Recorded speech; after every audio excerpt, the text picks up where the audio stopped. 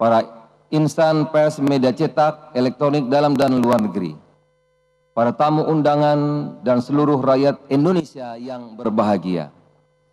Sesuai dengan catatan daftar hadir yang disampaikan oleh Sekretariat Jenderal, sampai saat ini telah hadir 445 anggota dari 685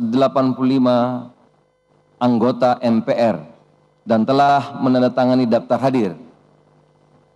Dengan demikian, berdasarkan ketentuan pasal 69 ayat 5 Peraturan Tata Tertib MPR, rapat telah memenuhi syarat untuk dibuka.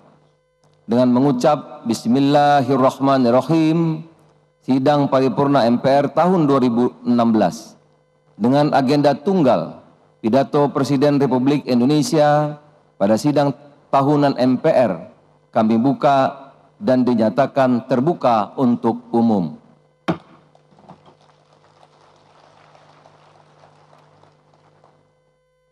Sidang majelis dan hadirin yang kami muliakan, sebagai insan yang beriman, marilah kita memanjatkan puji dan syukur kepada Allah Subhanahu wa taala, Tuhan yang Maha Esa.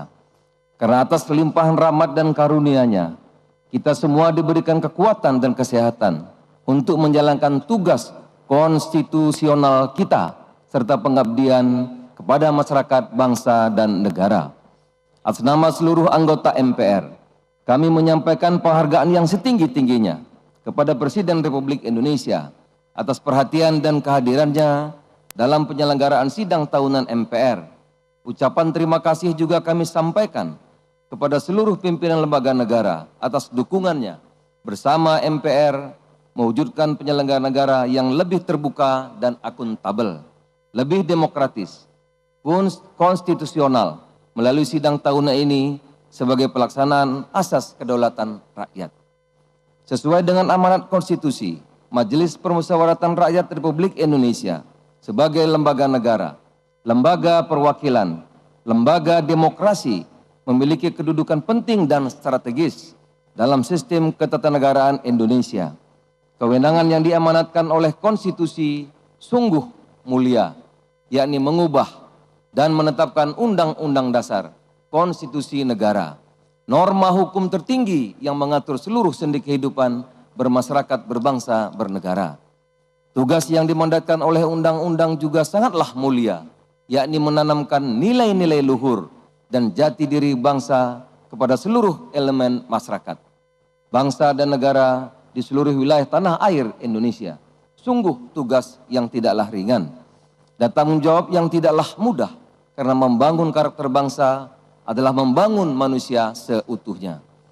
Ikhtiar membumikan dan membunyikan nilai-nilai luhur bangsa telah dan terus dilaksanakan MPR melalui program pemasyarakatan 4 konsensus dasar berbangsa bernegara yang di MPR dikenal dengan 4 pilar MPR, yakni Pancasila sebagai ideologi dan dasar negara, Undang-Undang Dasar Negara Republik Indonesia tahun 1945 sebagai konstitusi negara, Negara Kesatuan Republik Indonesia sebagai bentuk negara, dan Bhinneka Tunggal Ika sebagai semboyan negara, agar dipahami, dihayati, dan diamalkan oleh seluruh komponen bangsa dan setiap generasi. Sidang majelis dan hadirin yang kami muliakan, esok 17 Agustus 2016, Indonesia berusia 71 tahun. Saat itu atas nama bangsa Indonesia, Soekarno dan Hatta memproklamirkan lahirnya sebuah negara baru, Indonesia. Makin sulit saja kita menemukan saksi hidup yang hadir pada peristiwa bersejarah itu. Karena itu ada baiknya kami nukilkan kisah proklamasi tersebut sebagaimana dituturkan Bung Karno. Proklamasi itu pendek saja, pernyataan singkat yang tidak menggetarkan perasaan. Pernyataan ini tidak dipahatkan di atas perkamen dari emas. Kalimat-kalimat ini hanya digoreskan pada secari kertas dari buku tulis. dari buku tulis anak sekolah. Aku menyobeknya selembar dan dengan tanganku sendiri menuliskan kata-kata proklamasi di atas garis-garis biru itu, kata Bung Karno.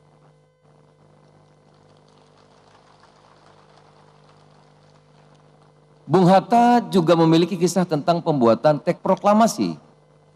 Bung Karno meminta Bung Hatta saja yang membuatnya. Bahasanya, saya anggap yang terbaik, kata Bung Karno.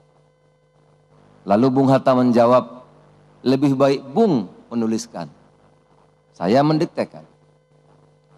Dialog dua proklamator ini demikian manis untuk dikenang, saudara-saudara. Demikian syahdu untuk direnungkan.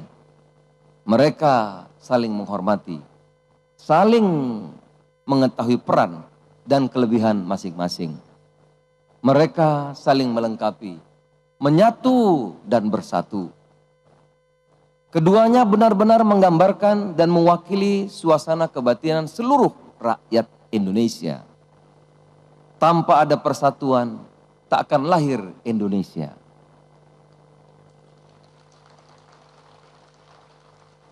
Tanpa persatuan tak akan bertahan Indonesia.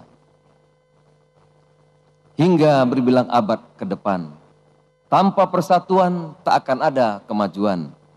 Tanpa persatuan tak akan ada keadilan dan kemakmuran bersama.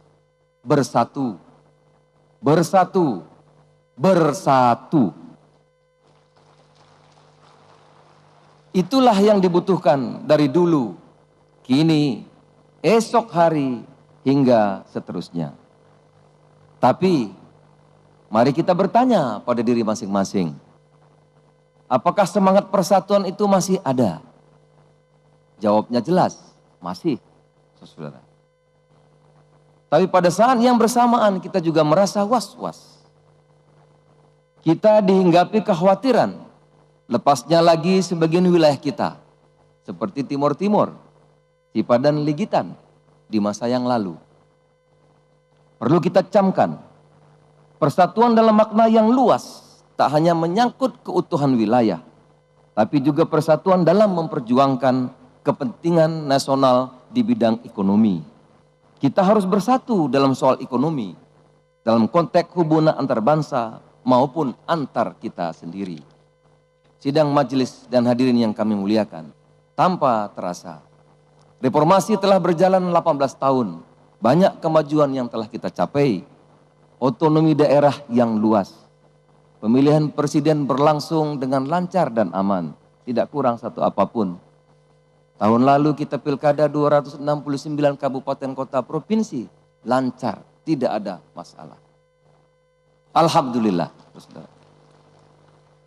Reformasi membuka jalan bagi siapapun di Republik ini untuk menjadi apapun, tanpa lagi kita mempermasalahkan apa latar belakangnya, apa sukunya, dan apa agamanya. Siapapun di Republik ini berhak untuk menjadi apapun. Banyak lagi yang telah kita capai, dan dunia internasional pun mengakui capaian-capaian itu, saudara-saudara sekalian. Namun, demokrasi tak hanya prosedur dan kelembagaan, tetapi juga harus ada etika dari pelaku-pelakunya. Harus ada penghayatan dan kesadaran yang kuat agar demokrasi menjadi indah dan bernyawa. Agar ada batas dan pertanggungjawaban kepada publik. Jangan sampai politik sebagai teknik mengalami kemajuan, tapi politik sebagai etik mengalami kemunduran. Demokrasi juga menuntut gagasan dan idealisme. Apakah idealisme itu masih menjadi bagian dari kehidupan berbangsa dan bernegara kita? Jawabannya mantap. Masih. Gagasan dan idealisme dibutuhkan agar selalu ada pembaruan dan pencerahan yang terus-menerus. Agar kita tak terjebak pada pragmatisme, hawa nafsu dan kepentingan-kepentingan jangka pendek. Semuanya berporos kepada kepentingan nasional, bukan kepentingan individu, keluarga, atau hanya kelompoknya saja. Kita tahu, kesenjangan ekonomi kita demikian lebar. Masalah disparitas bukan semata soal mentalitas manusia, tetapi memang karena ada problem-problem struktural. Hal itu hanya bisa diubah dengan intervensi negara. pemerintah bisa memberikan arahan, membuka jalan, menyiapkan jalur, bahkan menyiapkan sarananya. Ini akan sangat membantu pelaku usaha kecil dan menengah maupun pemula.